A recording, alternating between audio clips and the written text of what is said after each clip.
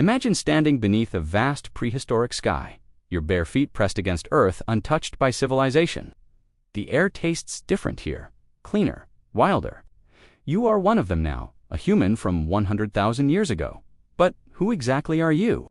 This question is far more perplexing than it first appears, for when we attempt to reconstruct the human story from this crucial period, we encounter a puzzling void, a chapter seemingly torn from the book of our evolution. The archaeological record tells us humans existed then.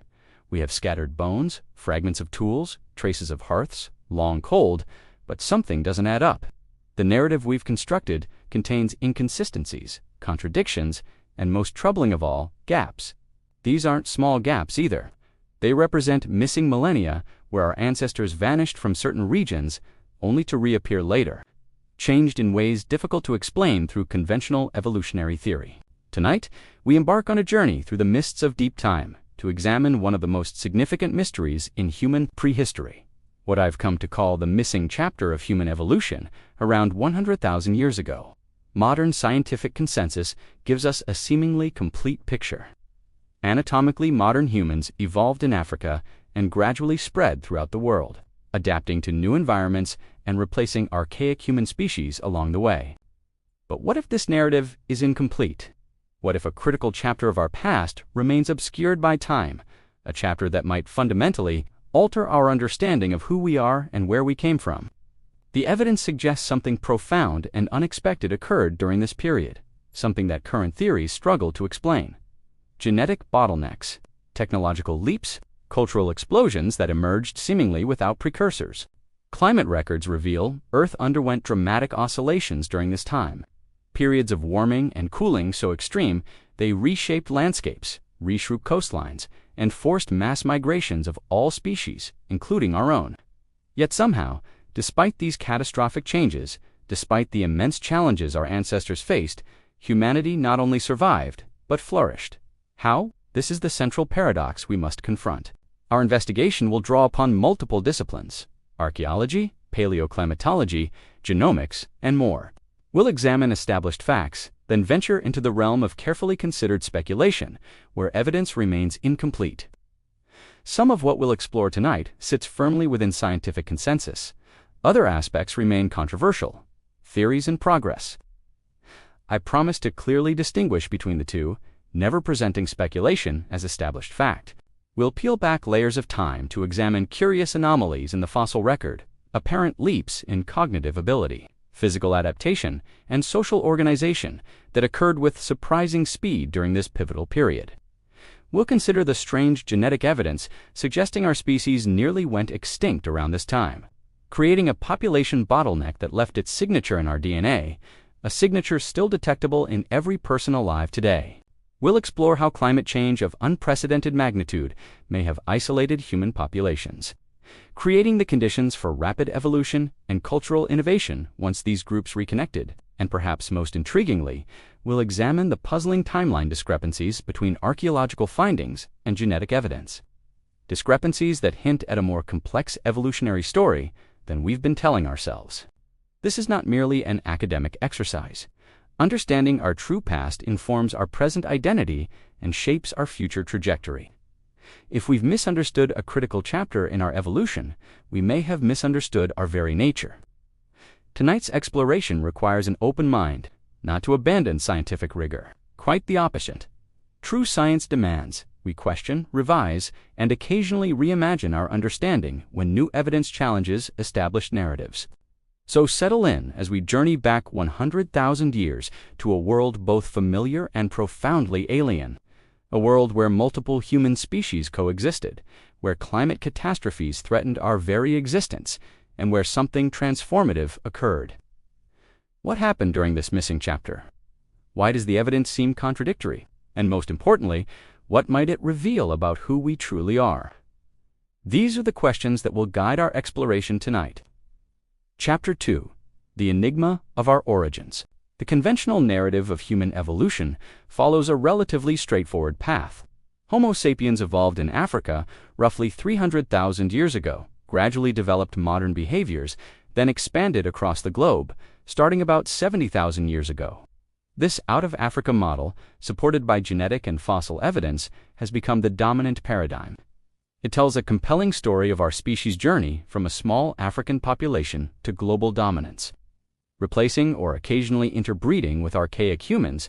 But embedded within this narrative lies a puzzling timeframe, the period around 100,000 years ago, where contradictions and unexplained phenomena accumulate.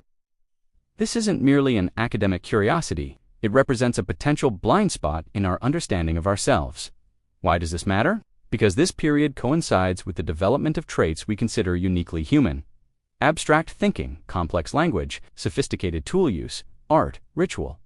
The very qualities that separate us from other species emerged or crystallized during this time. If we've misunderstood this critical transitional period, we've potentially misunderstood the very forces that shaped our modern minds. The stakes couldn't be higher for our species' self-knowledge.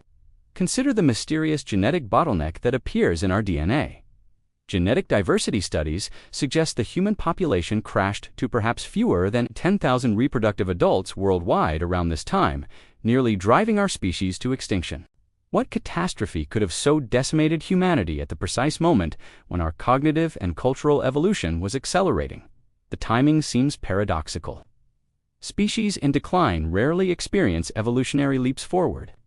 Then there's the archaeological puzzle. Sites in Israel show modern humans arrived there around 100,000 years ago, vanished for millennia, then reappeared with significantly more sophisticated technologies.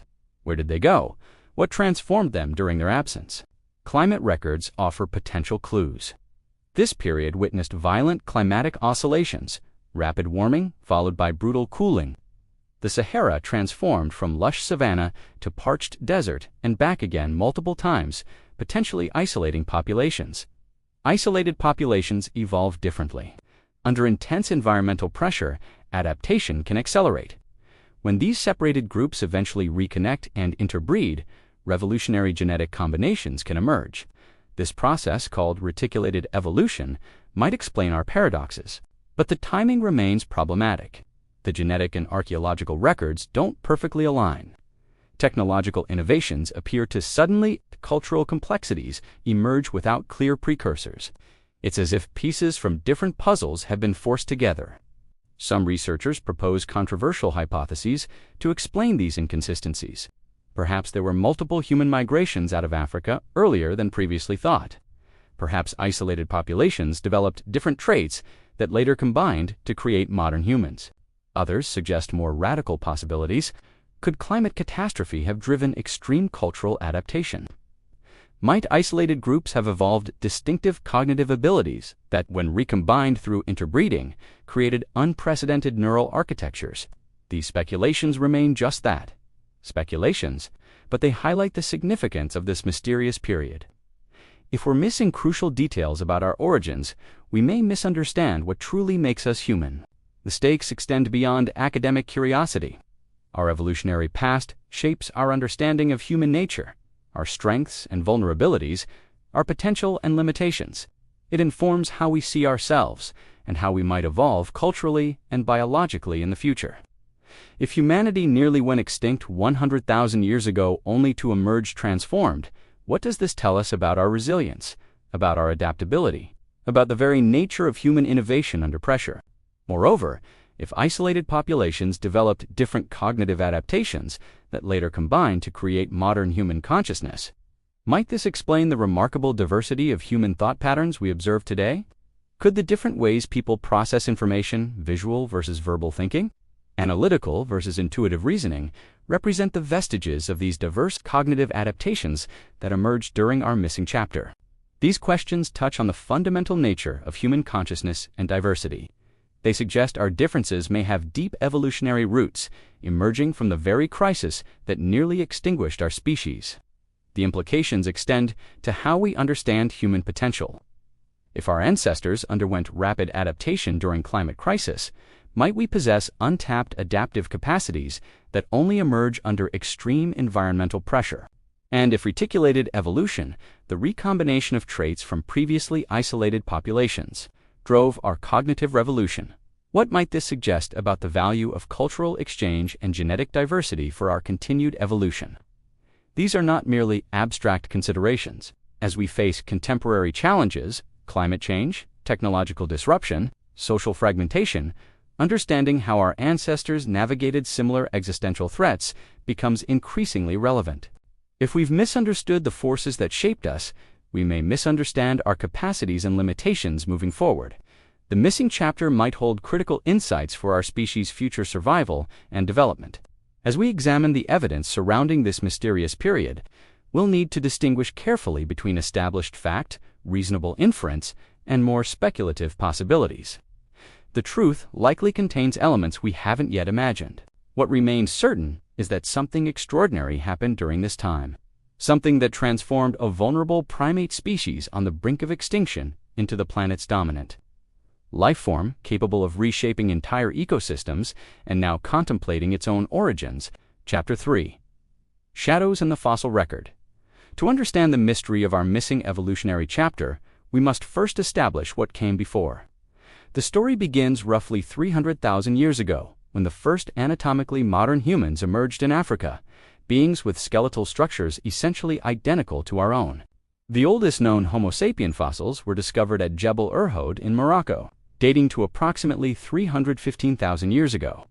These individuals would appear largely modern to our eyes, though subtle differences in brain case shape suggest their cognitive architecture wasn't quite like ours. For the next 200,000 years, these anatomically modern humans remained largely confined to Africa, sharing the continent with other hominin species. They developed increasingly sophisticated stone tools, but showed few signs of the symbolic thinking that would later define our species. Their technology, known as Middle Stone Age or Middle Paleolithic, consisted primarily of stone flakes and points. Impressive by the standards of earlier periods, but lacking the creative explosion that would characterize later human cultures. The climate during this early phase fluctuated but remained generally favorable across much of Africa. Expansive grasslands supported abundant wildlife, providing reliable hunting grounds for these early humans. Their populations grew steadily but modestly. Then, around 130,000 years ago, Earth entered its last interglacial period, a time of warming comparable to our current climate. Sea levels rose, rainfall patterns shifted. The Sahara greened opening migration corridors previously blocked by desert. Evidence suggests small groups of humans first ventured beyond Africa during this warming period. Fossil remains from Skull and Khafsa caves in present-day Israel date to approximately 120,000 to 90,000 years ago. These were unmistakably modern humans. This initial expansion seemed promising. These pioneering humans had the anatomical equipment for success, bodies and brains identical to our own. Yet something unexpected happened. This early migration stalled, then apparently reversed. By 80,000 years ago, modern humans had vanished from the Levant. Their places were retaken by Neanderthals, our evolutionary cousins who had evolved separately in Eurasia. It was as if the first human expansion beyond Africa had been aborted. What happened to those pioneering groups? Did they die out completely? Retreat back to Africa? The archaeological record falls silent, offering few clues. This marks the beginning of our mysterious missing chapter. Around this same time, something catastrophic appears to have happened to human populations worldwide. Genetic studies of modern humans reveal a striking pattern, a severe population bottleneck that reduced our species to perilously low numbers. By analyzing genetic diversity in current populations and working backward, researchers estimate that the effective breeding population of humans may have dropped to somewhere between 1,000 and 10,000 individuals. Our entire species teetered on extinction's edge. The timing aligns with dramatic climate deterioration. Around 100,000 years ago, the warm interglacial period ended abruptly. Temperatures plummeted. Ice sheets advanced. Drought gripped once fertile regions. The world became a harsher, more unforgiving place. Adding to this environmental stress, the supervolcano Toba in present-day Indonesia erupted approximately 74,000 years ago. It was among the most catastrophic volcanic events of the past 2 million years, ejecting enough ash to cool the global climate further. Some researchers have proposed the Toba catastrophe theory, suggesting this eruption created a global winter lasting years, further reducing already struggling human populations. While the theory remains contested, the timing aligns with our genetic bottleneck. Faced with these compounding disasters, human groups would have been isolated from one another, forced to adapt to drastically different local conditions. This fragmentation may have created the conditions for rapid, divergent evolution. Populations under extreme environmental stress often experience accelerated natural selection. Traits that might provide even marginal advantages in survival and reproduction become amplified over relatively few generations. Imagine small bands of humans, each adapting to their particular refuge environment. Some in coastal regions subsisting on seafood, others in highlands developing different hunting strategies, still others in tropical forests becoming specialist gatherers. These isolated populations would have developed distinct adaptations, not just physically, but behaviorally and cognitively. Different ways of thinking, communicating, and solving problems might have emerged in response to different environmental challenges. Then, as climate conditions eventually stabilized and improved, these separated populations began to reconnect. Groups that had been isolated for thousands of years encountered one another, bringing their distinct genetic and cultural adaptations together. This recombination of previously isolated genetic lineages and cultural innovations may explain one of the most perplexing aspects of human prehistory: the sudden appearance of what archaeologists call behavioral modernity. Around 70,000 to 50,000 years ago, the archaeological record shows an explosion of innovation. Suddenly, we find complex bone tools, fishing equipment, heat-treated materials, long-distance trade networks, ritual burials, and the first definitive art. This transition was so dramatic that some researchers initially proposed a genetic mutation had suddenly enhanced human cognitive abilities. A great leap forward, driven by a fortuitous change in brain function, but more recent evidence suggests a more complex process, rather than a single mutation. The recombination of cognitive adaptations from previously isolated populations may have created novel neural architectures and social dynamics. The timeline fits our mysterious gap. Isolation during the period from roughly 100,000 to 70,000 years ago, followed by reconnection and recombination, could explain the cultural explosion that followed and the remarkable success of humans who later expanded globally. Chapter 4: Ghosts in the Genome. The first compelling evidence for our missing evolutionary chapter comes not from bones or artifacts, but from within our own bodies. Specifically, the DNA that every living human carries. It tells a story of near extinction and unexpected complexity. When geneticists analyze human DNA diversity patterns, they can reconstruct our demographic history. Greater genetic diversity indicates larger, more stable populations over time. Reduced diversity suggests population crashes, moments when our numbers dwindled dramatically. What they've found is startling. Compared to other primates, humans show remarkably low genetic diversity. A random chimpanzee population contains more genetic variation than the entire human species. Despite our vastly larger numbers and global distribution, this pattern has a specific signature that points to a severe population bottleneck, a moment when our species was reduced to a precariously small number. The timing of this event aligns with our mysterious period around 100,000 years ago. Calculations suggest the effective breeding population of humans may have dropped to fewer than 10,000 individuals worldwide, perhaps much lower. For context, today's most endangered great apes typically number in this range before being classified as critically endangered. Yet somehow, this tiny population not only recovered, but went on to populate the entire planet and develop unprecedented cognitive and cultural capacities. This paradox forms the first major piece of our evolutionary puzzle. What could have reduced human populations so dramatically? Climate records provide compelling clues. Ice cores from Greenland and Antarctica revealed that this period witnessed some of the most severe and rapid climate oscillations of the past million years. Temperatures could swing by several degrees Celsius within a single human lifetime, comparable to the most pessimistic projections for human-caused climate change today, but occurring without modern technology or social infrastructure to buffer the impacts. These climate swings transformed entire ecosystems. Forests became grasslands. Grasslands became deserts. Coastal areas were submerged by rising seas, then exposed again as water locked into advancing ice sheets. The world our ancestors knew was constantly shifting. Resources that humans depended on, game animals, edible plants, reliable water sources, would have become unpredictable. Human groups would have faced impossible choices: migrate to unknown territories, adapt to radically new conditions, or perish. The second piece of evidence comes from examining ancient DNA. As techniques for extracting and analyzing genetic material from fossils have improved, we've begun recovering genomes from ancient humans, including some from our mysterious period. What we found has appended the simple out-of-Africa narrative. Our genetic history is far more complex than previously thought, involving multiple migrations, isolations, and instances of interbreeding between different human populations and even different human species. Perhaps most surprisingly, when researchers sequenced the genome of a 45,000-year-old modern human from Siberia, one of the oldest complete genomes available, they found evidence of interbreeding with Neanderthals had already occurred thousands of years earlier. This places interbreeding events squarely within our mysterious period, suggesting modern humans and Neanderthals encountered each other during the very time frame where our historical record grows most confusing. But the complexity doesn't end there.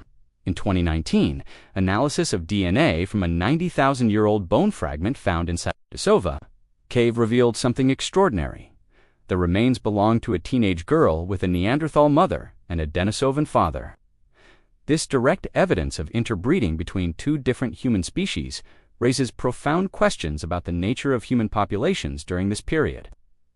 These weren't occasional chance encounters, but sustained interactions between distinct human lineages. Furthermore, genetic studies of modern populations have identified additional ghost populations, human lineages that no longer exist independently but have left their genetic traces within us. We carry DNA from human groups we didn't even know existed until recently. One such ghost population appears to have separated from other humans an estimated 700,000 years ago, earlier than Neanderthals split from our lineage, yet somehow contributed genetic material to modern Africans. Who were these mysterious humans? Another ghost population apparently contributed DNA to modern Melanesians, distinct from the better-known Denisovans and Neanderthals. Still other unidentified human lineages appear to have interbred with Denisovans themselves before they met modern humans. The picture emerging from genetic evidence is one of extraordinary complexity, a prehistoric human landscape populated by multiple human types in dynamic interaction with our mysterious period, representing a critical time of contact and genetic exchange. The third piece of evidence comes from the technological record. Stone tools and other artifacts allow us to track cognitive developments over time. What they reveal is puzzling technological innovation that doesn't follow a steady, progressive pattern. The early modern humans who ventured out of Africa around 120,000 years ago carried Middle Paleolithic technologies similar to contemporary Neanderthals.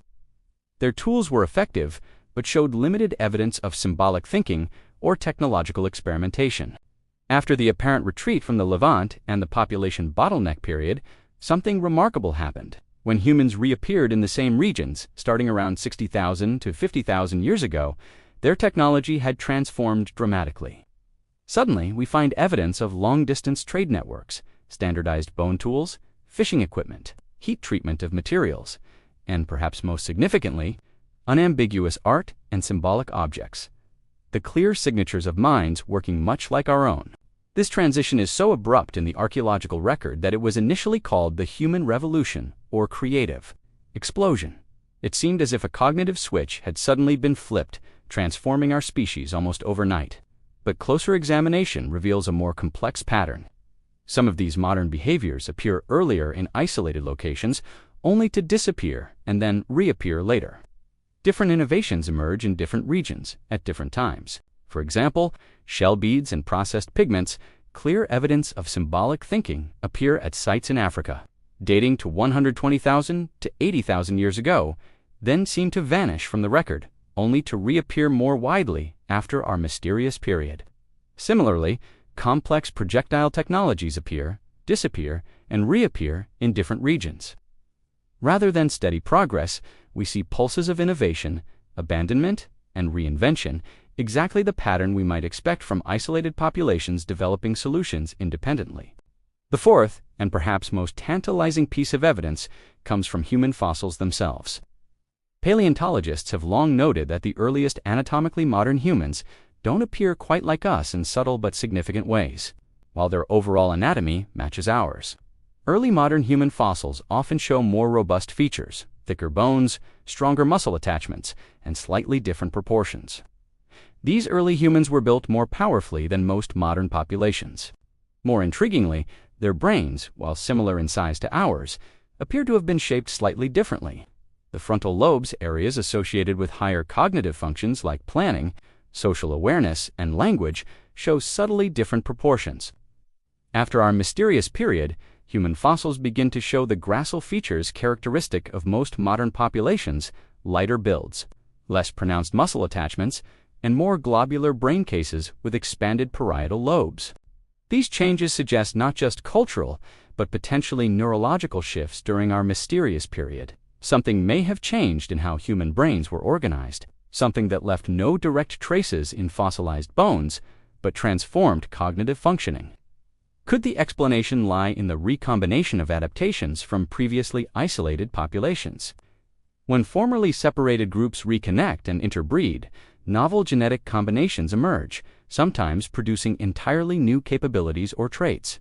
This phenomenon, called hybrid vigor or heterosis, is well documented in other species. When populations that have adapted differently to their environments interbreed, the offspring sometimes exhibit enhanced capabilities beyond either parent population. Could something similar explain the extraordinary cognitive and cultural flowering that emerged after our mysterious period? Did the recombination of different neural adaptations from isolated human populations create new cognitive architectures? If this hypothesis is correct, it would transform our understanding of modern human origins. Rather than evolving in a single location and then spreading globally, our modern capabilities may have emerged from the recombination of diverse adaptations from multiple regions. This would explain why human innovation appears to accelerate after populations reconnect following the bottleneck period. It would clarify why genetic evidence shows such complex patterns of interbreeding and population mixture. And most provocatively, it might explain something fundamental about human consciousness itself: why our minds can simultaneously hold contradictory ideas, blend different modes of thinking, and create unexpected connections that drive innovation. Our missing evolutionary chapter may conceal the very origins of what makes human cognition unique, not just expanded capacity, but a hybrid architecture that emerged from the blending of diverse cognitive adaptations that evolved in isolation during our darkest hour. What if the essence of human uniqueness, our unparalleled cognitive flexibility, emerged not from a single evolutionary path, but from the convergence of multiple evolutionary experiments, each shaped by different environmental challenges during our mysterious lost period? The implications are profound and far-reaching. If true, they suggest that the very diversity of human cognition, the different ways we think, perceive, and solve problems, might be the direct legacy of our fractured evolutionary past. And they raise an even more provocative possibility. What if our missing evolutionary chapter holds the key to understanding not just who we were, but who we might become? What untapped potential might still lie dormant in the hybrid architecture of our remarkable minds? Chapter 5. The anomalies that shouldn't exist. The conventional timeline of human evolution presents a relatively orderly progression, with each discovery fitting neatly within the established narrative. Yet as we dig deeper, we encounter anomalies, findings that don't align with our expectations and challenge fundamental assumptions. Let's examine these contradictions more closely, beginning with what paleontologists call the sapiens paradox. The earliest anatomically modern human fossils appear around 300,000 years ago, yet evidence for distinctly modern behavior doesn't emerge until much later. For nearly 200,000 years, humans who looked essentially like us behaved much like their archaic predecessors. Their tools, hunting strategies, and apparent social structures showed limited innovation. The cognitive revolution that defines us was mysteriously delayed.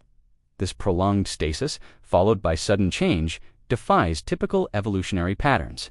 Normally, physical and behavioral evolution proceed in rough tandem. When we observe a species with modern anatomy but archaic behavior, we must question what's missing from our understanding. More puzzling still are the false starts in the archaeological record. Complex behaviors appear in isolated locations, only to disappear and then reemerge thousands of years later. This pattern of invention, loss, and reinvention suggests a fragmented population history. Consider Blombo's cave in South Africa. Excavations revealed engraved ochre pieces and shell beads dating to 75,000 to 100,000 years ago. Clear evidence of symbolic thinking. Yet similar artifacts don't become widespread until after our mysterious bottleneck period. Similarly, at Border Cave in South Africa, researchers found bone tools and worked pigments dating to 44,000 years ago. These technologies appear virtually identical to those used by San hunter-gatherers in historical times, suggesting remarkable cultural continuity despite massive climate fluctuations. This pattern repeats globally. At Pinnacle Point in South Africa, evidence shows humans were harvesting seafood and using fire to improve stone tool materials 164,000 years ago.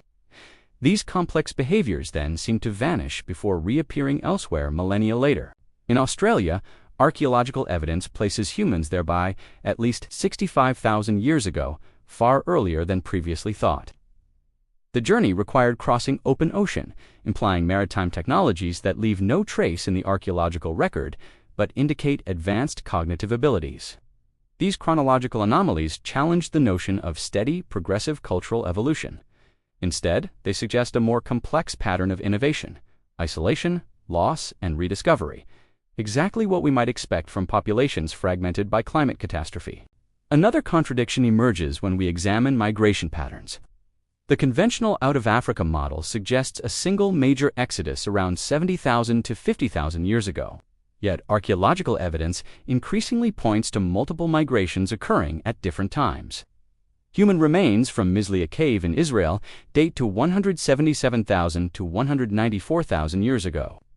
The skull in Kafsa remains date to 90,000 to 120,000 years ago. These findings confirm early human presence outside Africa, followed by apparent retreat or extinction, long before the supposed main exodus. Even more puzzling is the recent discovery of Homo sapiens fossils at Apodema Cave in Greece, dated to 210,000 years ago. These remains predate all other human fossils in Europe by more than 150,000 years and suggest a previously unknown migration that apparently failed. This pattern of early migrations that didn't persist creates a paradox. If these early explorers had the capability to reach distant regions, why didn't they thrive?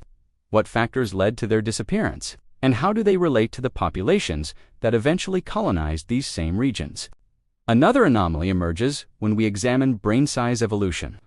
The fossil record shows that human brain size actually decreased by approximately 10%, starting around 40,000 years ago, precisely when cultural complexity was increasing dramatically. This contradicts our intuitive expectation that bigger brains correlate with greater intelligence. Instead, it suggests neural reorganization might be more important than raw size, potentially supporting the hypothesis that cognitive changes resulted from population recombination after isolation.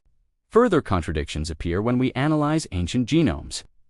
Initial genetic studies suggested a clean split between Neanderthals and modern humans around 700,000 years ago, with limited subsequent interaction. This tidy narrative has crumbled under new evidence. We now know that interbreeding between modern humans and Neanderthals occurred multiple times in different regions. More surprisingly, this intermixing began far earlier than previously thought, with some evidence pointing to initial contact during our mysterious period. Does anyone else find it fascinating how new discoveries keep reshaping our understanding of human history? If you're enjoying this journey through our mysterious past, let me know in the comments which aspect you find most intriguing. Recent DNA evidence suggests that distinctive Neanderthal gene variants are actually older than the Neanderthal lineage itself. This indicates these variants likely existed in the common ancestor population and were later lost in African lineages, but retained in Eurasian ones. This fundamentally changes how we understand human diversity. Rather than separate species occasionally interbreeding, we see a complex network of populations with ongoing genetic exchange, a pattern that continued through our bottleneck period and beyond. Perhaps the most perplexing anomaly involves the timing of artistic expression. Symbolic art is considered a hallmark of modern cognition, yet its appearance in the archaeological record is puzzlingly inconsistent and doesn't align neatly with other technological innovations. The famous cave paintings at Chauvetin, France date to approximately 37,000 years ago and display remarkable sophistication, perspective, shading, and compositional awareness that suggests a fully developed artistic tradition. Where is the evidence for its developmental stages? Similarly, the recently dated cave paintings in Sulawesi, Indonesia, pushed back the emergence of figurative art to at least 44,000 years ago. This simultaneous appearance of sophisticated art in geographically distant regions is difficult to explain through gradual diffusion. Equally puzzling is the discovery of a carved female figurine from Hohlfels, Germany, dated to 35,000 to 40,000 years ago. The technical skill evident in this sculpture again suggests a mature artistic tradition rather than early experimentation. The problem intensifies with discoveries like the Lion Man of Hollandstenstedalo, a figurine carved from mammoth ivory depicting a human with a lion's head. Dated to 35,000 to 40,000 years ago, it represents abstract thinking and imagination, seemingly appearing without precedent. This pattern contradicts normal cultural evolution, where we expect to see gradual progression from simple to complex forms. Instead, we find sophisticated artistic expression emerging simultaneously across distant regions, suggesting either parallel innovation or shared ancestry predating separation. Another troubling anomaly concerns population movements during our mysterious period. Genetic evidence suggests that even as overall human numbers dwindled during the bottleneck, some populations were expanding into challenging environments like the Tibetan Plateau. Archaeological evidence confirms human presence on the Tibetan Plateau by at least 40,000 years ago. A harsh high-altitude environment requiring specific physiological adaptations to survive. How did humans adapt so quickly to such extreme conditions during a population crash? Similar questions arise regarding early human presence in the Arctic regions. Evidence from the Yana rhinoceros horn site in Siberia confirms humans were living above the Arctic Circle 31,000 years ago, surviving in one of Earth's most challenging environments during the glacial period. These successful adaptations to extreme environments during a time of global population decline present a paradox. They suggest remarkable adaptive capabilities precisely when our species was supposedly struggling for survival. The conventional explanation that small founding populations simply got lucky with beneficial mutations seems increasingly inadequate. The consistency and speed of these adaptations suggest more complex processes might have been occurring during our mysterious period. Perhaps most puzzling of all are the technological anomalies. The archaeological record shows sophisticated technologies appearing suddenly without clear developmental stages. These include the abrupt appearance of microblades, bone needles, fishing equipment, and complex projectile weapons.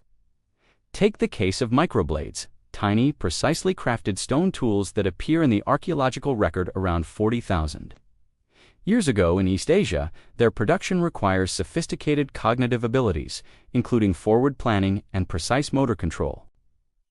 What's puzzling isn't just their existence, but their apparent simultaneous emergence across vast distances. Similar technologies appear at roughly the same time, in regions separated by thousands of miles, with limited evidence for gradual diffusion between them. This pattern repeats with other technologies. Bone needles with drilled eyes, essential for creating fitted clothing, appear suddenly in the archaeological record. Their presence implies sophisticated sewing techniques critical for survival in cold environments. Similarly, specialized fishing technologies emerge abruptly at sites across Africa, Europe, and Asia.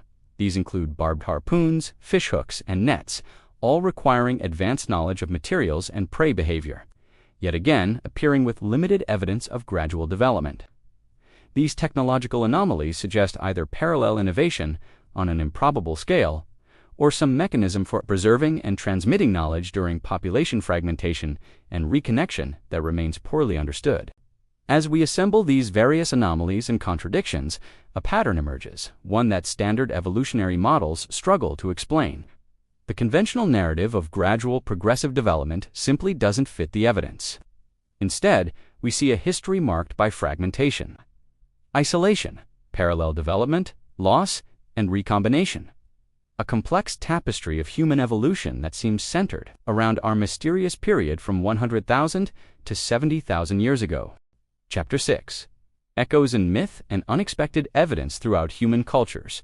Persistent myths speak of catastrophic events, population decimation, and subsequent renewal. While mythology cannot be treated as literal history, these widespread narratives may preserve echoes of real events experienced by our ancestors during the bottleneck period. Consider the prevalence of flood myths. Over 200 different cultures maintain traditions about catastrophic deluges that nearly exterminated humanity, leaving only a small number of survivors to repopulate the world.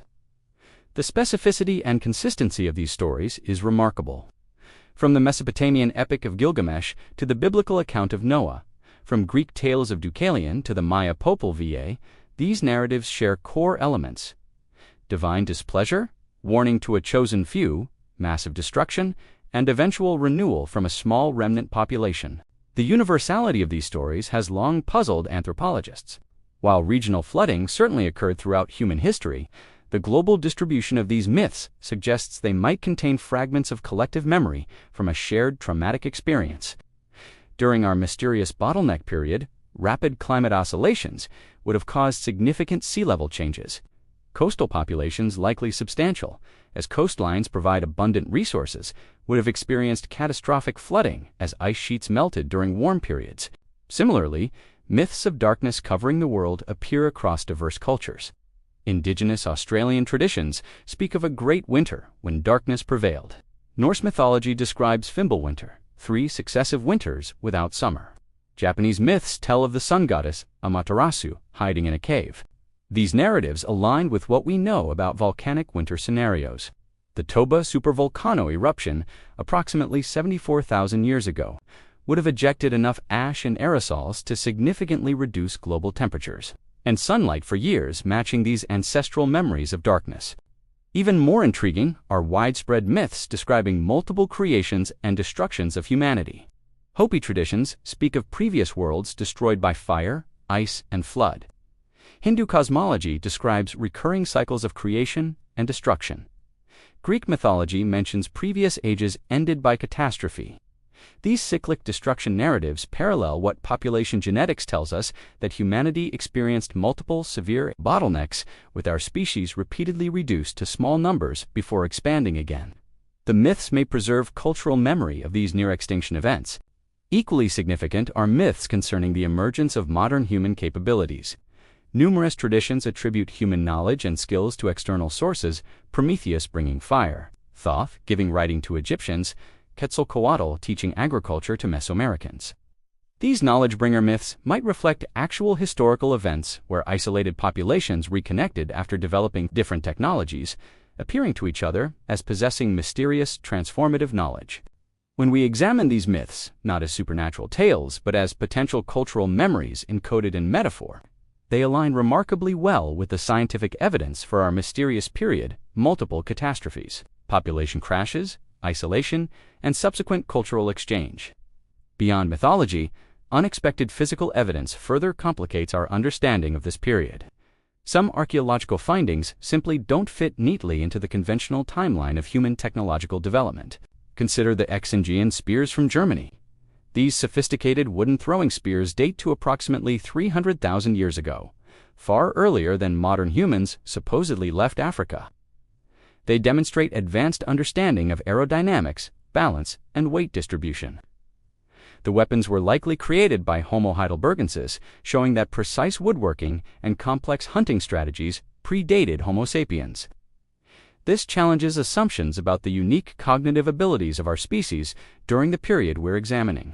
Similarly puzzling are the Lamech V stone tools from Kenya, dated to 3.3 million years ago, predating the genus Homo entirely. Their sophisticated design suggests that technological innovation has far deeper roots than previously thought and raises questions about cognitive development timelines. In Australia, evidence suggests Aboriginal populations deliberately managed landscapes through controlled burning for at least 40,000 years. This sophisticated environmental management system implies complex intergenerational knowledge transfer surviving through our bottleneck period. Even more perplexing is growing evidence for maritime capabilities during our mysterious period. Reaching Australia by 65,000 years ago required crossing open ocean, as land bridges would not have extended fully between Southeast Asia and Australia even during glacial periods. This implies watercraft construction, navigation skills, and planned colonization expeditions far earlier than conventional timelines suggest. How did these maritime technologies develop, and why do they leave so little trace in the archaeological record? The Mediterranean islands provide additional evidence. Recent findings confirm human presence on Crete by at least 130,000 years ago, long before modern humans supposedly had maritime capabilities. This suggests earlier human species also possessed unexpected technological sophistication. Genetic evidence provides another category of unexpected findings. Analysis of ancient DNA has identified gene variants in modern humans that don't match any known hominin species, suggesting interbreeding with entirely unknown human types during our mysterious period. Particularly puzzling is evidence for an unknown hominin that interbred with the Denisovan lineage prior to Denisovan contact with modern humans. We carry genetic material from a human species we've never found in the fossil record, a true ghost population. Similarly, African genomes contain DNA segments from an archaic hominin that split from our lineage. Approximately 700,000 years ago, earlier than Neanderthals, diverged from our ancestry. This unknown human type was exchanging genes with our direct ancestors during the bottleneck period. This genetic evidence for multiple unknown human species interbreeding with our ancestors fundamentally challenges the simple out-of-Africa replacement model. Instead, it suggests a complex web of interconnected human populations, sharing genes and technologies. I'm curious, have you ever wondered how our ancestors might have explained dramatic climate changes or encountering different human groups? What stories would they have created to make sense of their experiences? Share your thoughts below. Archaeological findings further complicate the picture. At Pinnacle Point in South Africa, evidence shows humans were heat-treating stone tools to improve their quality approximately 164,000 years ago. A complex process requiring understanding of material properties and temperature control.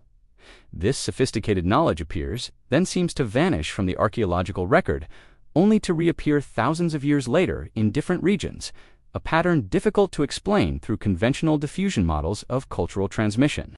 Even more puzzling are findings from Border Cave in South Africa, where researchers discovered wooden artifacts preserved in exceptional conditions. These include the earliest known wooden digging stick, dated to 40,000 years ago, with a carefully carved baboon bone tip. What makes this find remarkable isn't just its age, but its sophistication. The design is virtually identical to digging sticks used by San hunter-gatherers in historical times, suggesting extraordinary cultural continuity despite the intervening climate catastrophes and population disruptions. This pattern of technological continuity, despite demographic upheaval, challenges our understanding of cultural transmission. How did complex knowledge survive through population bottlenecks severe enough to reshape our genetic diversity? Similarly, perplexing is evidence for long-distance trade networks during our mysterious period. Marine shells from the Mediterranean have been found at sites in Algeria dating to 80,000 years ago, hundreds of kilometers from their source, implying extensive exchange networks. Obsidian, a volcanic glass prized for toolmaking, has been traced to sources hundreds of kilometers from where it was ultimately used. Appearing in archaeological contexts dating to the bottleneck period, these findings suggest social connections spanning vast distances despite small populations. Perhaps most challenging to conventional timelines is evidence for sophisticated symbolic expression. The discovery of a 73,000-year-old cross-hatched drawing on silkreed stone from Blombos Cave in South Africa pushes abstract art back far earlier than previously recognized. Similarly, perforated shell beads found at sites across Africa and the Middle East, dating to 70,000 to 120,000 years ago, demonstrate symbolic thinking and personal adornment during our mysterious period behaviors. Previously thought to emerge much later, ochre processing equipment, including grinding stones and storage containers, appears in contexts dating to 100,000 years ago. The systematic production of pigments suggests symbolic activities typically associated with modern behavioral complexity. These finds collectively indicate that many capabilities considered hallmarks of behavioral modernity actually emerged during or before our mysterious period, then apparently disappeared from some regions, only to reappear later, a pattern that defies simple progressive evolution models. When we combine these archaeological anomalies with the genetic evidence and mythological patterns, a more complex picture of human evolution emerges, one characterized by fragmentation, parallel innovation, cultural loss, and recombination, rather than steady, linear progress. This mosaic of unexpected evidence suggests our missing evolutionary chapter may contain crucial insights about human resilience, innovation, and the very nature of cultural transmission across generations. What appears as a gap may actually be the key to understanding our uniqueness. Most intriguing of all is how these various lines of evidence converge around our mysterious bottleneck period. Myths of catastrophe and renewal, genetic evidence for population crashes and unknown human species, and archaeological findings showing technological discontinuity all point to this time frame. Together, they suggest something extraordinary occurred between 100,000 and 70,000 years ago, something that nearly extinguished our species but ultimately transformed us, setting humanity on its unprecedented evolutionary trajectory toward global dominance and technological civilization. Chapter 7: The Crucible That Forged Us. As we assemble the fragments of evidence from genetics, archaeology, climatology, and cultural memory, a profound realization emerges. Our mysterious bottleneck period wasn't merely a footnote in human evolution. It may have been the crucible that forged modern humanity itself. The stakes of this investigation now become clear. If our reconstruction is accurate, this missing chapter contains the very moment when we became fully human in the cognitive and cultural sense we recognize today. It represents the birth of us. Consider the implications. Standard evolutionary models suggest that distinctly human capabilities emerged gradually, through steady genetic changes accumulated over hundreds of thousands of years. But the evidence increasingly points to a different pattern. Instead, we see a punctuated transformation, a relatively rapid cognitive and cultural revolution occurring precisely when our species faced its greatest existential threat. This correlation between crisis and transformation cannot be coincidental. The genetic evidence confirms humanity experienced a population collapse so severe that our entire species was reduced to perhaps a few thousand reproductive adults. This demographic catastrophe coincided with extreme climate instability between 100,000 and 70,000 years ago. Under normal evolutionary conditions, such a population crash would reduce genetic diversity and limit adaptive potential. Species experiencing such bottlenecks typically become more vulnerable to extinction, not more innovative and successful. Yet somehow, against all odds, humans emerged from this crisis transformed. Within a relatively brief evolutionary window, we developed unprecedented cognitive flexibility, symbolic capabilities, technological innovation, and social complexity. This paradox, evolutionary flourishing emerging from near extinction, demands explanation. The solution may lie in understanding how extreme fragmentation of human populations could have created unique evolutionary pressures and opportunities. As Earth's climate oscillated dramatically during this period, human groups would have become isolated in separated refugia, pockets of habitable environments surrounded by unlivable territory. These isolated populations faced distinct survival challenges. Imagine a coastal group adapting to marine resource harvesting, developing specialized fishing technologies and navigation skills. Meanwhile, a highland population might perfect high-altitude adaptation and specialized hunting strategies for mountain environments. A forest-dwelling group might develop complex botanical knowledge and material processing techniques using plant resources. Desert-adapted populations would innovate water finding and conservation strategies critical for survival in arid landscapes. Each isolated population would experience intense selection pressure, with only the most successful adaptations, both genetic and cultural, persisting. This would accelerate specialized adaptation to local conditions far more rapidly than would occur in larger, more connected populations. The key insight is that these weren't just physical adaptations, but cognitive ones. Different environments demand different ways of thinking, different problem-solving approaches, different memory systems, different social structures, different linguistic frameworks. A maritime group needs spatial memory systems for navigation, understanding of tides and weather, and technologies for water travel. Highland hunters require different cognitive tools, tracking skills, understanding of seasonal migration patterns, and techniques for surviving extreme cold. Forest dwellers developed different adaptive cognition, botanical classification systems, processing knowledge for plant toxins, and perhaps different social structures better suited to gathering activities than hunting-focused groups. These different cognitive adaptations would be encoded both genetically and culturally. Over thousands of years of isolation, these populations would develop increasingly specialized neural architectures optimized for their particular environmental challenges. Then, as climate conditions stabilized and expanded the habitable territory, these previously isolated populations began to reconnect. This reconnection wasn't merely demographic, it represented the convergence of fundamentally different cognitive adaptations. When maritime adapted groups encountered highland hunters, when desert survivors met forest dwellers, they exchanged not just genes, but cognitive frameworks, different ways of understanding and interacting with the world. This recombination of specialized cognitive adaptations may explain the sudden emergence of behavioral modernity after our bottleneck period. The hybrid vigor that resulted wasn't just genetic, but cognitive, creating unprecedented neural flexibility and innovative potential. Individuals carrying combined adaptations from multiple populations would possess cognitive capabilities exceeding those of either parent population. They could apply maritime spatial thinking to highland resource tracking or forest classification systems to new environments. This cognitive hybridization hypothesis offers a compelling explanation for the creative explosion evident in the archaeological record following our mysterious period. It wasn't a genetic mutation that transformed us, but the recombination of existing adaptations in novel ways. It explains why sophisticated behaviors appear, disappear, and reappear across different regions and timeframes. These weren't instances of independent invention, but expressions of specialized adaptations developed in isolation, then shared through population reconnection. It clarifies the puzzling decrease in brain size that occurred even as cultural complexity increased.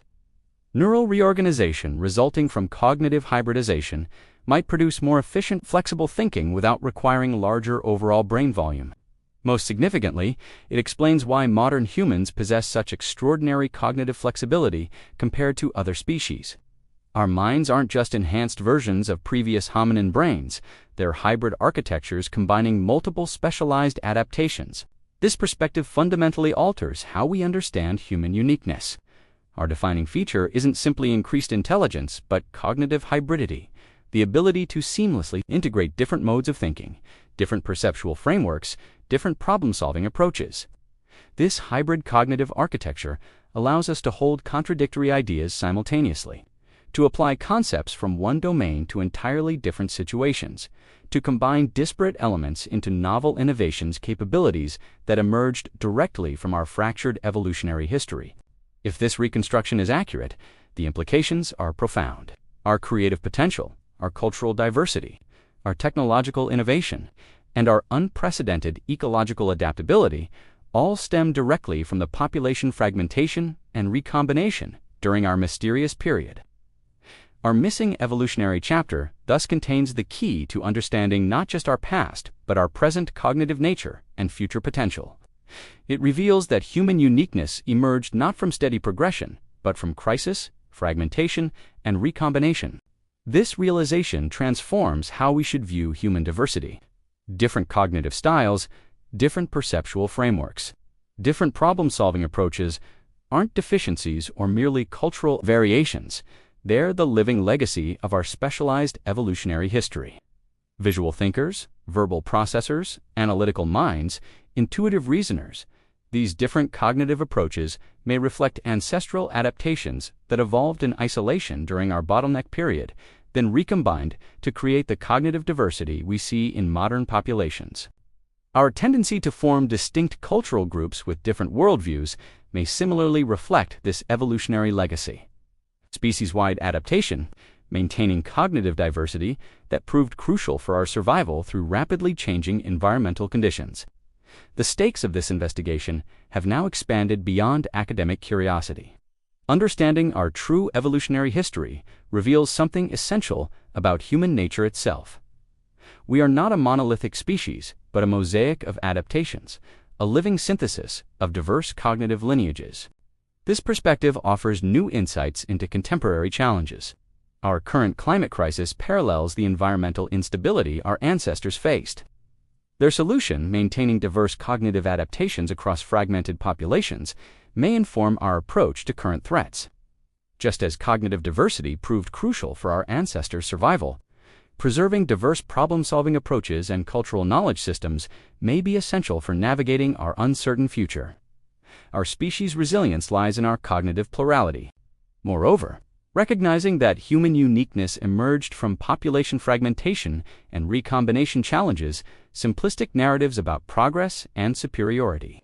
Our success stems not from being better than other human species, but from the fortuitous recombination of diverse adaptations. This humbler origin story reminds us that our continued success depends on maintaining the cognitive diversity that made us uniquely adaptable in the first place. Monocultures, whether agricultural, technological, or ideological, represent a dangerous narrowing of our adaptive potential. Perhaps most profoundly, this reconstruction suggests that the essence of humanity isn't found in any single population or lineage, but in the creative synthesis that emerges when different cognitive adaptations combine. We are, at our core, a collaborative creation. As we prepare to explore the final pieces of evidence in our investigation, the magnitude of what's at stake becomes clear. Our missing evolutionary chapter isn't merely a gap in scientific knowledge, it contains the very moment when we became the species we recognize as ourselves. The final question looming before us now takes on existential significance. If modern human consciousness emerged from the recombination of diverse cognitive adaptations following our most severe population crisis, what does this reveal about our nature and our future? And perhaps more urgently, if we've misunderstood the very process that created our unique cognitive architecture. Have we also misunderstood its requirements for continued survival and development? Does our missing chapter contain warnings as well as insights about our trajectory?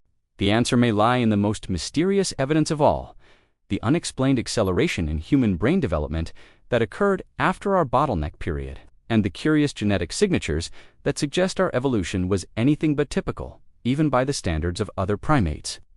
As we turn to these final pieces of the puzzle, we approach not just the resolution of a scientific mystery, but potentially a profound reimagining of what it means to be human, and what it might take to remain human in the rapidly changing world we've created. Chapter 8.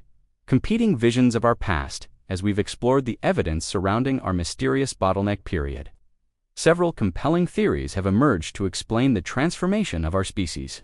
Each offers a different vision of what occurred during this critical evolutionary juncture, and each is supported by different lines of evidence. The first and most widely accepted explanation is what scientists call the cognitive mutation hypothesis. This theory proposes that a fortunate genetic mutation occurred in a small African population around 70,000 years ago, enhancing neural connectivity or language capabilities. This single mutation, according to proponents, triggered a cascade of cognitive developments, enabling modern symbolic thinking, complex language, and unprecedented social cooperation. The population carrying this mutation then expanded, replacing other human groups while occasionally interbreeding. The cognitive mutation theory aligns with the traditional out-of-Africa model and explains the apparent suddenness of the behavioral revolution. It accounts for the population bottleneck as either a founder effect from this successful group or a response to the Toba catastrophe. What makes this theory compelling is its simplicity. A single genetic change creating a cognitive advantage could explain why modern humans ultimately outcompeted all other human species. Despite their prior successful adaptations, spanning hundreds of thousands of years, however, this theory struggles to explain several key observations. If a single African population experienced this mutation, why do we find evidence of symbolic behavior at different times in widely separated regions? Why the pattern of appearance, disappearance, and reappearance? Furthermore, genetic evidence increasingly challenges the idea of a single, advantaged population expanding from Africa. Instead, we see a complex web of interbreeding events between diverse human groups, suggesting more complicated population dynamics than simple replacement. The second major theory is what we might call the cultural catalyst hypothesis. This view suggests the transformation wasn't primarily genetic, but cultural. A threshold of social complexity was reached, enabling rapid accumulation and transmission of knowledge. According to this theory, Once human groups achieved sufficient population density and communication systems, cultural evolution accelerated dramatically. Innovations could be preserved, combined, and transmitted more effectively, creating a self-reinforcing cycle of cultural development. The population bottleneck in this view might represent not genetic change, but the survival of groups with particularly effective cultural transmission mechanisms. The explosion of innovation after the bottleneck would represent the power of these cultural systems, not biological changes. This theory explains why sophisticated behaviors appear at different times in different regions. Cultural innovation can occur independently when social conditions permit. It also accounts for the apparent reduction in brain size, as cultural systems increasingly stored information externally. However, this explanation also faces challenges. It doesn't fully account for the genetic evidence of population fragmentation and recombination, and it struggles to explain why cultural acceleration occurred specifically after our bottleneck period rather than earlier or later. The third major theory, which I find increasingly compelling based on the convergent evidence, is what we might call the cognitive hybridization hypothesis. This represents a synthesis of genetic and cultural factors within the specific context of climate-driven population dynamics. This theory proposes that during the extreme climate oscillations between 100,000 and 70,000 years ago, human populations became isolated in ecological refugia. These separated groups developed specialized cognitive adaptations to their particular environmental challenges. When climate stabilized and these populations reconnected, interbreeding combined these specialized adaptations into hybrid cognitive architectures with unprecedented flexibility and innovative potential. This recombination triggered the creative explosion evident in the archaeological record. The hybridization theory elegantly explains the genetic evidence for population fragmentation and recombination. It accounts for the mysterious ghost populations, whose genetic contributions we detect without finding their fossils. They were isolated groups that reconnected through interbreeding. It explains the puzzling pattern of innovation, appearing, disappearing, and reappearing across different regions and timeframes. These weren't independent inventions, but specialized adaptations that spread through population, movement, and genetic exchange. Most significantly, it explains the extraordinary cognitive flexibility that distinguishes modern humans, our ability to integrate different modes of thinking, to transfer concepts between domains, to combine disparate elements into novel creations. I'm curious which of these theories resonates most with you: the genetic mutation, the cultural catalyst, or the cognitive hybridization hypothesis? Share your thoughts in the comments below. The hybridization theory has gained support from surprising quarters. Neuroscientists studying modern human cognition have documented how different brain regions, specialized for distinct functions, can recombine to create new capabilities, a process called neural reuse. This ability for brain systems that evolved for one purpose to be repurposed for entirely different functions may be the neural basis for the cognitive flexibility the hybridization theory proposes. Our brains appear uniquely adapted to combine specialized systems in novel ways. Each of these theories makes different predictions about what we should find as research continues. The cognitive mutation hypothesis predicts we should discover specific genetic changes unique to modern humans that enhanced neural function around 70,000 years ago. The cultural catalyst theory predicts archaeological evidence of increasing population density and social connectivity, preceding creative explosions in different regions. It suggests material culture should show gradual progression rather than sudden appearance of complex technologies. The cognitive hybridization hypothesis predicts we should find evidence of specialized adaptations in isolated populations, followed by genetic recombination, coinciding with cultural acceleration. It suggests cognitive diversity should correlate with genetic diversity from multiple source populations. Recent genetic research has attempted to identify the specific mutations that might have triggered human cognitive uniqueness. While several candidate genes have been proposed, FOXP2 for language, ASPM, and microcephalin for brain development, none fully explains the timing or nature of our transformation, more problematic for the mutation hypothesis. These genetic changes either occurred much earlier than our creative explosion or show complex patterns of selection across diverse populations rather than spreading from a single source. The cultural catalyst hypothesis has received support from mathematical models, showing how population density and connectivity create thresholds for cultural accumulation. Below certain population sizes, cultural knowledge tends to be lost between generations rather than accumulated. Archaeological evidence indeed shows correlations between population density and technological complexity across different regions and time periods. However, it's unclear whether these represent cause or effect. Did density enable innovation, or did innovation support larger populations? The cognitive hybridization hypothesis has found support in studies of modern human genetic diversity and its correlation with cognitive differences. Research suggests certain cognitive traits may indeed trace back to adaptations that evolved in isolated populations during our mysterious period.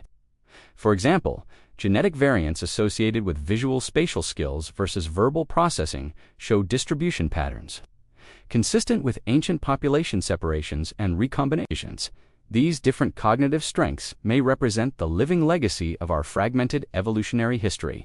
Each theory has strengths and weaknesses, and the truth may incorporate elements from all three. What remains clear is that something extraordinary occurred during our mysterious bottleneck period, a transformation that created the cognitive foundation for all subsequent human achievement. Chapter 9.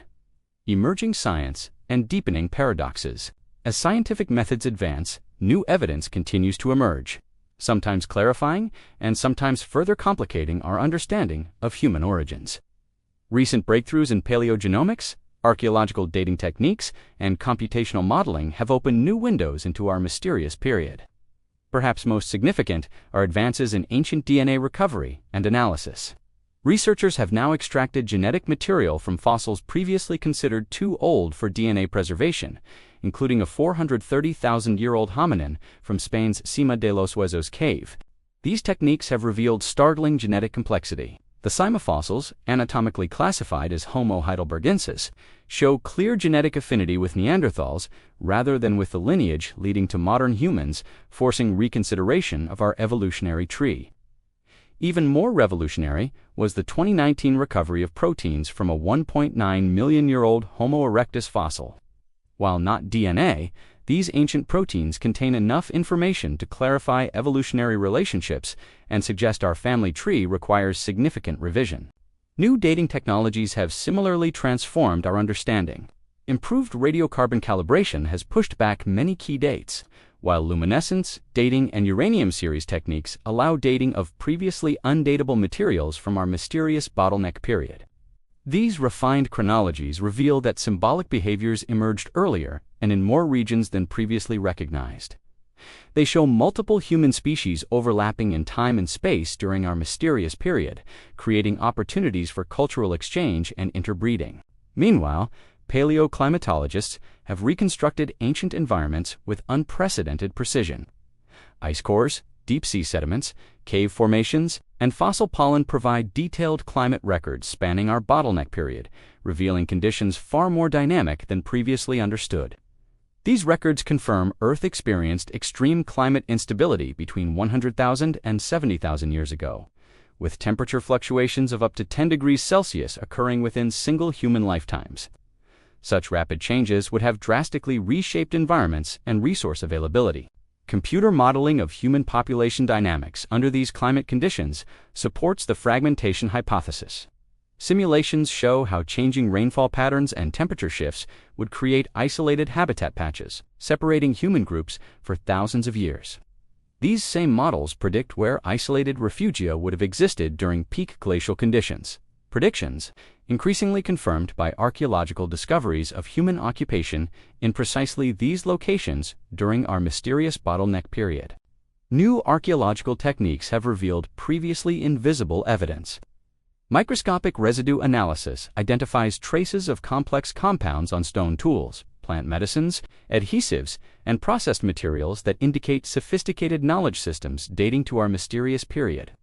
Ancient DNA from sediments, rather than from fossils themselves, has revolutionized our understanding of past ecosystems and human presence. These techniques detect genetic materials shed by organisms into soil, confirming human occupation at sites where no bones survived. As revolutionary as these methodological advances have been, they've deepened rather than resolved many paradoxes about our mysterious period.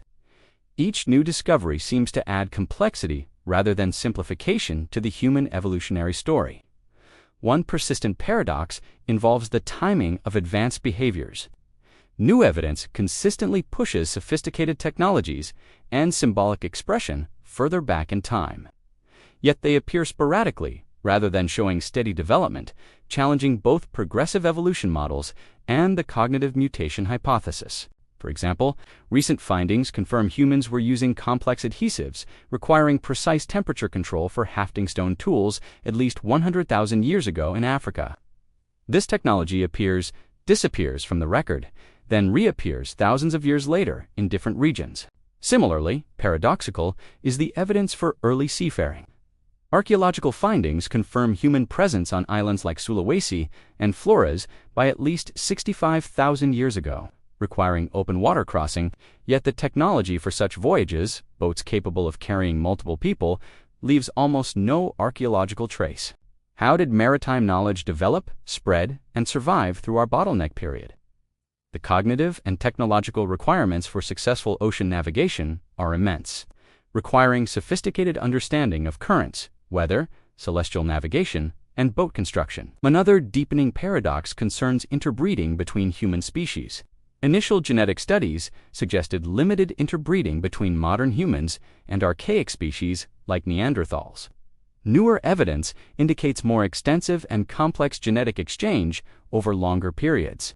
Recent studies have identified genomic regions where archaic DNA was strongly selected for in modern human populations, Tibetan high-altitude adaptation from Denisovan's immune system enhancements from Neanderthals, and other functional contributions from extinct human lineages.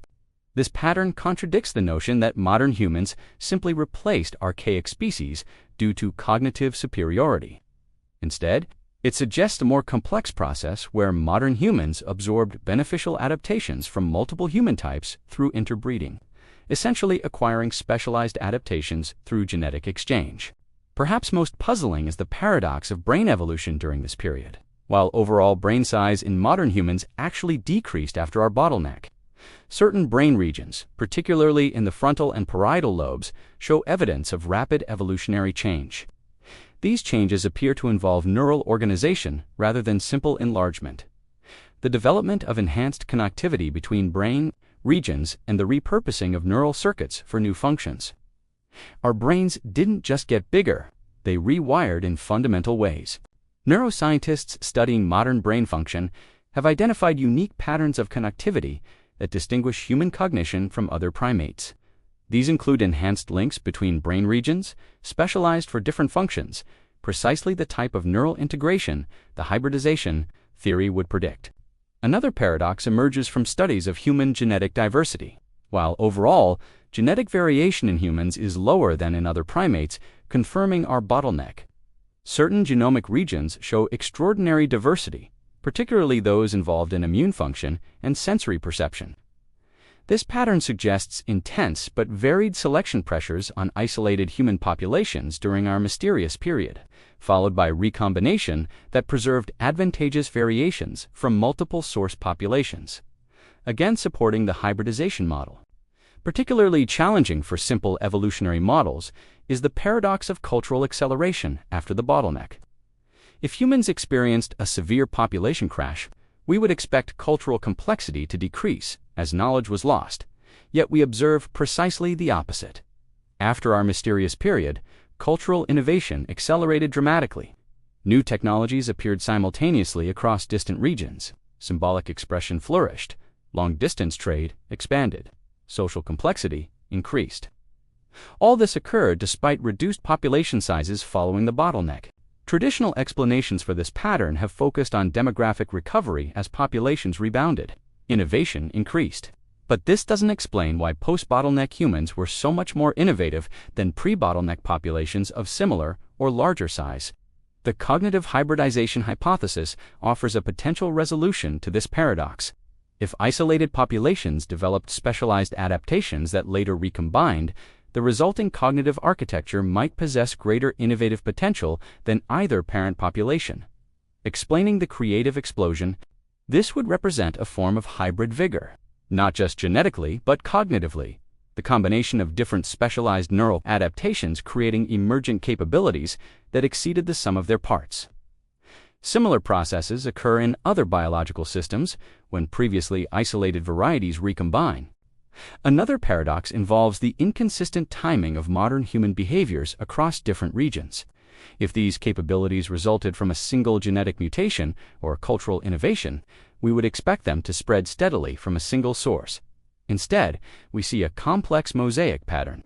The latest evidence shows sophisticated behaviors appearing, disappearing, and reappearing in different regions at different times. This pattern aligns with the hybridization model, specialized adaptations developing in isolation, then spreading through population, movement, and interbreeding. Perhaps the deepest paradox of all concerns the nature of human uniqueness itself. What exactly makes our cognition different from other intelligent species? The more we learn about animal cognition, the harder it becomes to identify a single capability that sets humans apart. Other animals use tools, communicate symbolically, transmit culture, plan for the future, and recognize themselves in mirrors.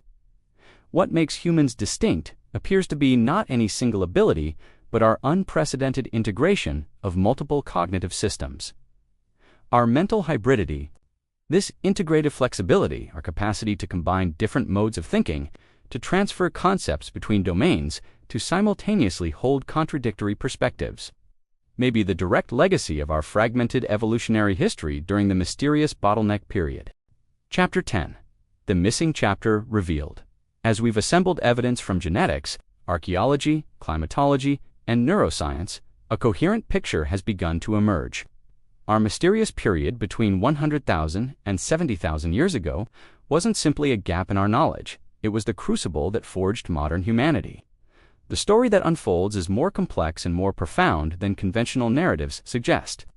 It's a story of crisis and transformation, of fragmentation and recombination, of specialized adaptations merging to create something unprecedented in Earth's history. The missing chapter begins with climate catastrophe.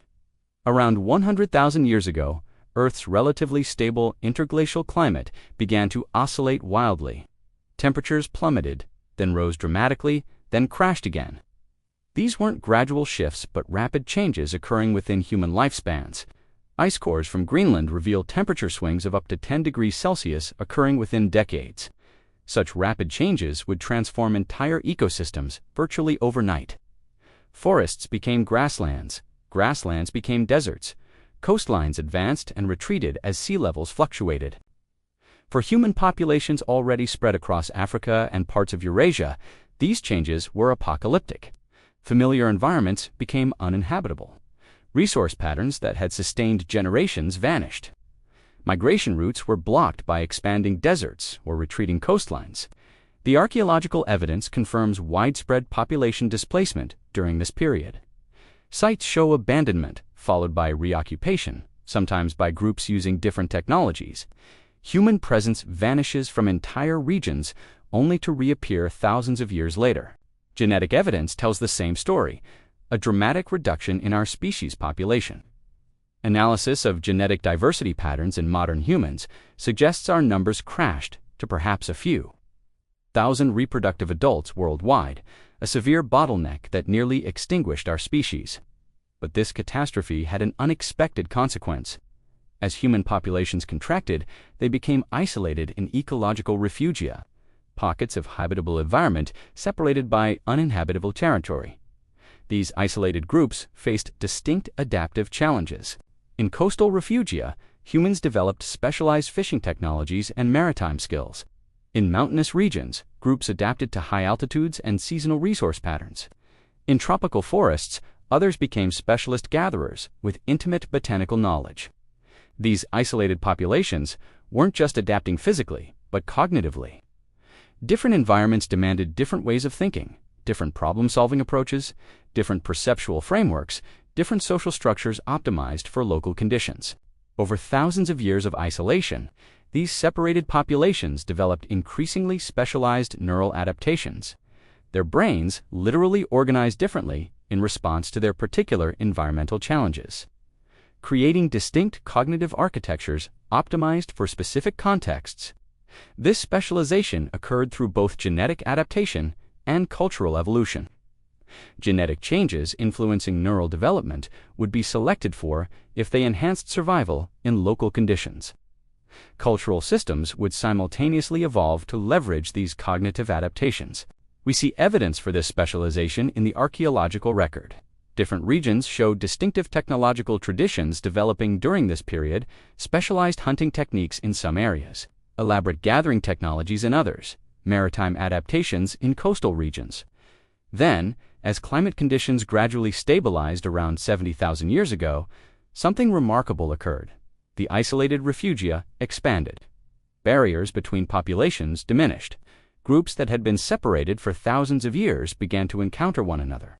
These encounters weren't merely demographic.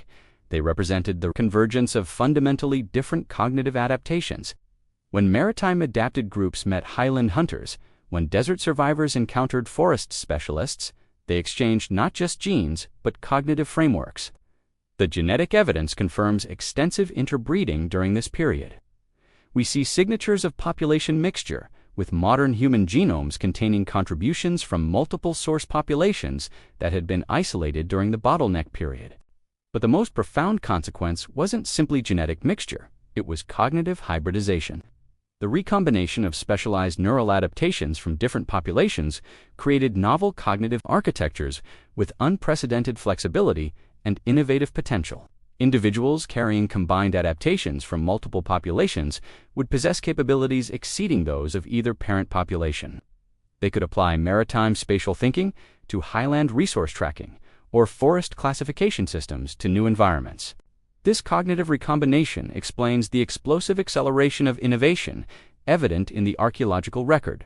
Following our bottleneck period, the creative explosion wasn't triggered by a single mutation or cultural innovation, but by the fusion of diverse cognitive adaptations. This explains why complex behaviors appear suddenly and often simultaneously in different regions after our bottleneck. These weren't independent inventions, but expressions of hybrid cognition emerging from population, reconnection, and interbreeding. It clarifies the puzzling archaeological pattern of sophisticated technologies appearing, disappearing, and reappearing across time and space. These represent specialized adaptations that developed in isolation, then spread through population movement and genetic exchange. Most significantly, it explains what makes human cognition unique: our unprecedented mental flexibility. Our minds aren't simply enhanced versions of previous hominin brains. They're hybrid architectures integrating multiple specialized adaptations. This hybrid cognitive architecture allows us to seamlessly switch between different modes of thinking, to apply concepts from one domain to entirely different situations, to simultaneously hold contradictory perspectives, capabilities that emerged directly from our fragmented evolutionary history. Modern neuroscience supports this model of human cognition as uniquely integrative. Brain imaging studies show humans possess enhanced neural connectivity between regions specialized for different functions, allowing unprecedented cross-domain integration. This neural integration enables the cognitive flexibility that defines human thought, our capacity for metaphorical thinking, for symbolic representation, for imaginative projection, for recursive self-awareness. These aren't separate abilities but expressions of our fundamentally hybrid mental architecture. Genetic evidence further supports the hybridization model. Studies of gene expression in human brains reveal unique regulatory patterns that enhance connectivity between specialized neural systems, precisely the pattern we would expect if our cognitive architecture emerged from the integration of previously distinct adaptations. The missing chapter in human evolution thus contains the very birth of modern human consciousness, not as a sudden genetic mutation or cultural innovation, but as the recombination of specialized cognitive adaptations that evolved in isolation during our period of greatest vulnerability. This reframing of human origins has profound implications. It suggests our uniqueness emerged not from steady progression toward superiority, but from crisis, fragmentation, and recombination. Our greatest strengths were forged in our moment of greatest weakness. It transforms how we understand human diversity. Different cognitive styles, different perceptual frameworks, different problem-solving approaches aren't deficiencies or merely cultural constructs. They're the living legacy of our specialized evolutionary history. Visual thinkers, verbal processors, analytical minds, intuitive reasoners. These different cognitive approaches may reflect ancestral adaptations that evolved in isolation during our bottleneck period, then recombined to create the cognitive diversity we see in modern humans. This perspective suggests that neurodiversity variations in how human brains process information may represent not deficits or disorders, but the preservation of specialized cognitive adaptations that evolved for different environmental contexts during our fragmented past.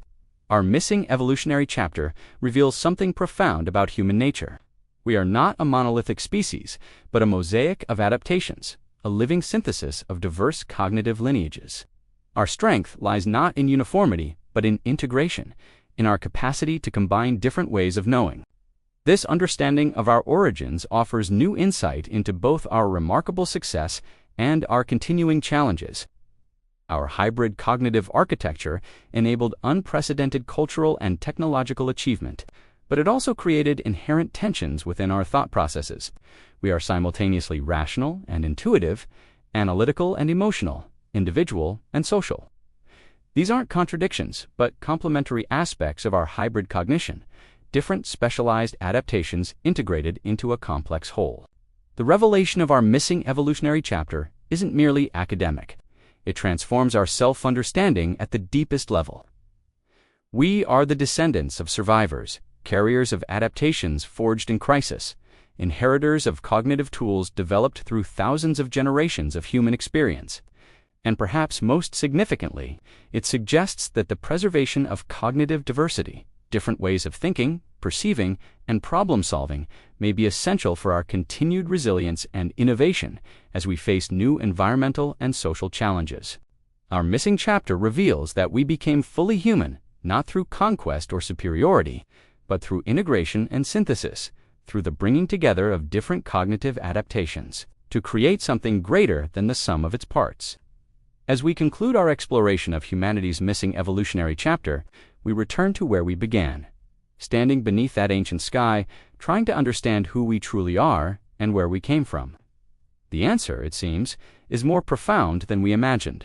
We are not the product of a single evolutionary path, but the living synthesis of many, each contributing specialized adaptations that, when combined, created unprecedented cognitive potential. Our minds contain multitudes, the echoes of ancient adaptations evolved in isolation, then integrated into a unified whole. This understanding transforms how we might view both our past and our future. The very cognitive diversity that defines modern humanity, different ways of thinking, perceiving, and solving problems may be our most precious evolutionary inheritance. The key to our species' remarkable adaptability. Perhaps our greatest challenge now is preserving this cognitive diversity in a world that increasingly rewards standardization. Our ancient story suggests that our strength lies not in uniformity, but in the creative integration of different ways of knowing. A lesson written in our very neural architecture. As we face new existential threats, climate change, technological disruption, social fragmentation, our hybrid minds contain adaptations forged in previous crises. Our capacity for integration and synthesis, for combining different perspectives into novel solutions, may be our most valuable resource. The missing chapter of human evolution isn't just about understanding our past, it's about recognizing our nature and our potential. We are integration specialists, cognitive hybrids, the descendants of survivors whose specialized adaptations combine to create unprecedented mental flexibility. This perspective offers both humility and hope. Humility in recognizing that our uniqueness emerged not from inherent superiority, but from crisis and recombination. Hope in understanding that our greatest strengths, cognitive flexibility, creative synthesis, adaptive integration, were forged in our darkest hour. Perhaps you'll look at human diversity differently now, recognizing ancient adaptations in different thinking styles. If you've enjoyed this exploration of our mysterious past, subscribe for more journeys into humanity's deepest questions. Our story continues, and like our ancestors, we move forward by bringing different perspectives together.